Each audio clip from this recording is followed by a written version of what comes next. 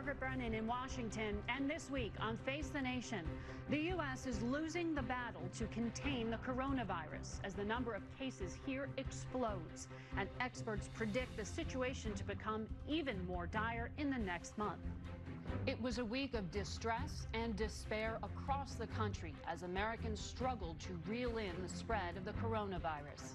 With the United States now recording the highest number of cases around the world, our most populated cities are in full crisis mode and preparing for the virus to move to new zones. Emotions and exhaustion levels are high as states and cities cope with severe shortages of medical equipment and personnel, plus continued frustration with conflicting signals from Washington. Words matter.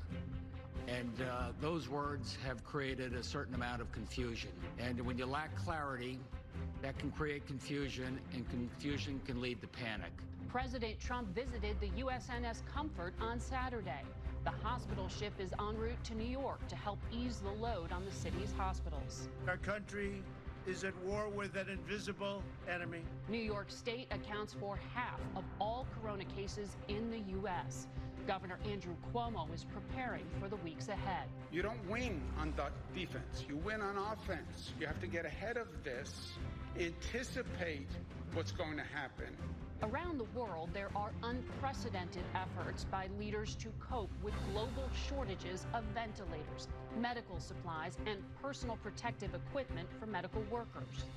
President Trump signed a $2.2 trillion package of economic relief for individuals and businesses. But with a record-setting 3.25 million new unemployment claims last week, is it enough to stop the plunging economy? We'll ask Treasury Secretary Steven Mnuchin.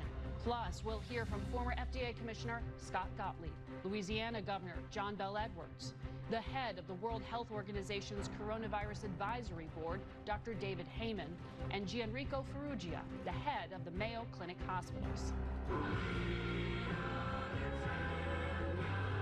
Finally, as we try to keep our spirits up in these grim times, a thank you for all the healthcare workers battling to keep us safe all over the world.